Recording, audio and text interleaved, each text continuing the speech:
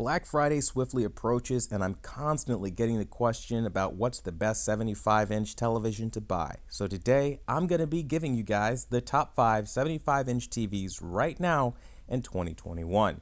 And I'm not going to waste your time putting on airs or really drawing it out and being dramatic. So slap a like on this video for not wasting your time, and we're just going to get started with number 1 on this list, the LG C1.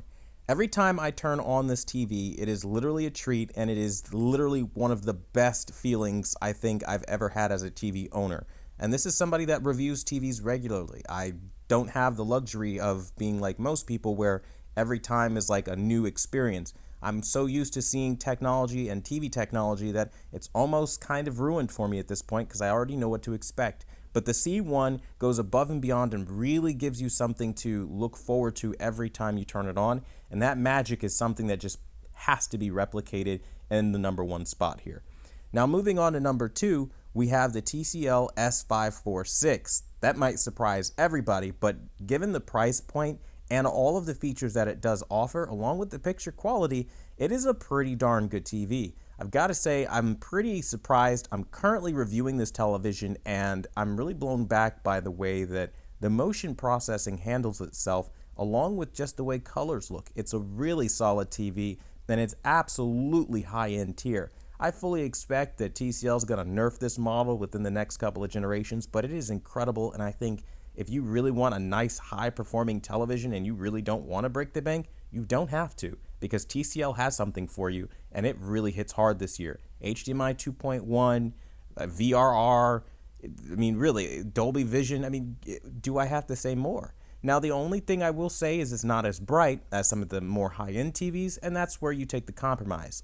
Additionally, you're not going to be getting the top-of-the-line upscaling chipsets, so definitely expect a difference between some models as far as clarity goes. Moving on to the next television on the list, number 3, is going to be the Samsung Frame 2021, and this is where that higher-end upscaling chip comes into play.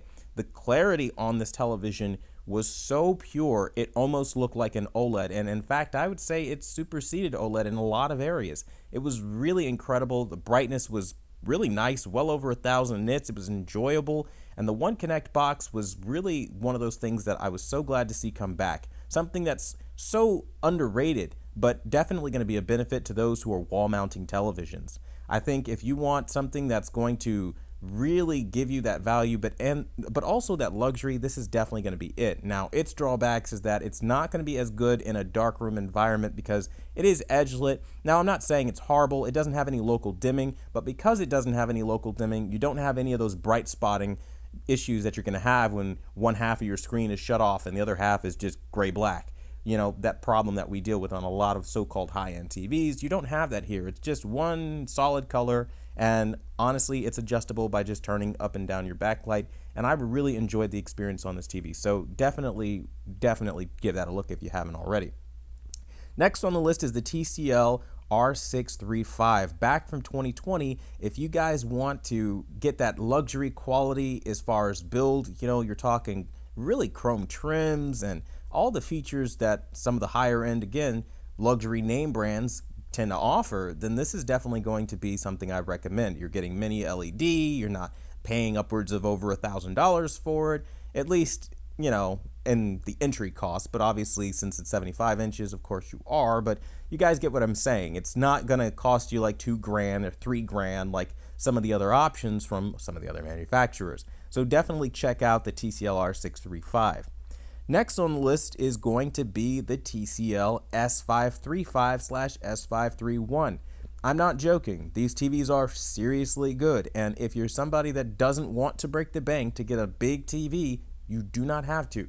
Just be advised that the clarity isn't going to be as good, as I said, as some other TVs, but honestly speaking, unless you're doing comparisons like I do, you really won't notice that much anyway, especially when you're just enjoying the moment and you're watching your television. So that kind of concludes the 5 that I had planned for you guys, but there are some bonus tips that I do have for you, some bonus TVs, and that is going to kick off with, let's say, something a little bit more high-end for the person that doesn't want to buy the Samsung Frame, doesn't want a Chinese television, and the LG C1 is just too expensive, or they just don't want an OLED. then I would recommend getting the QN90A. Even though it's not the best TV, black levels are dodgy as hell, I still say that at the price point that it is right now for a 75-inch, it is a lot more fair. And I think for those people who are looking for a premium, burn-in free type television, definitely get yourself the QN90A 75-inch and kind of skip the whole waiting for this whole Quantum Dot OLED thing to kick off, because at the end of the day, Quantum Dot Tech has been around for years and it does look really beautiful. And the QN90A, when it's great, is definitely great, but just keep in mind they do some things wrong, and the blooming is the biggest thing that I will warn you about before you get started. That and the motion has quite a few artifacts, and if you can forgive those things, then you'll be pretty good. Next on the list is going to be the Hisense U6G. This is a great TV for somebody that wants ridiculous black levels that are absolutely out of this world, excellent clarity, excellent highlight tone mapping, really. I mean, I really had no issues with this TV outside of the motion. Because there are no motion presets and there is no soap opera effect as it's called, the motion processing is just basically whatever the TV kind of wants to throw out, and 9 times out of 10, it's pretty jittery for my personal taste. If you are the type of person, though, that always disables motion processing, then this might actually be a really good time to buy yourself the the Hisense 6 series. So that kind of rounds out everything. Before I end the video, though, I know there are a lot of people that are going to ask this question, so I'm just going to answer it here. I swear to God, I'm still going to get like 20 people saying, why no Sony? The reason there is no Sony television that made any one of the cuts is because this is a bad year to buy a Sony television. They have not been trying, and it's seen in their motion processing, their upscaling chip.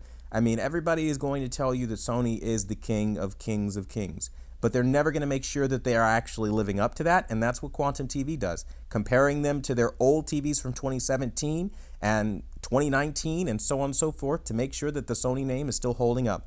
And sorry to break the bad news to all you guys who may have been out of the game for a little bit, Sony is no longer Sony. Sony is a cheap, garbage, recycled plastic television, and that's literally what they are. Now, they claim it's for environmentally friendly purposes, such as a Road to Zero, but seriously, Sony has never been worse. It's a horrible time to be a Sony customer and a Sony fan. If you want that to change, sound off, let Sony know that you're not okay with what they've been doing, and force them to get better with customer feedback, because if there's no incentive financially with you withholding your dollars and speaking with your wallet, your TVs are just going to keep getting worse, and so will all the products that I constantly tell you to stay away from. You got to speak up, folks. But that being said, I really hope that this video helps some of you guys out. Maybe you can find the TV for you. If you have specific models that you have questions about, ask in the comments down below, or stop by a live stream Friday 7 p.m. through 8 p.m. Eastern Standard Time, and I'll do what I can to help you guys out. As always, thanks so much for watching the #1 brand in honesty, and until the next video, I'll see you guys later.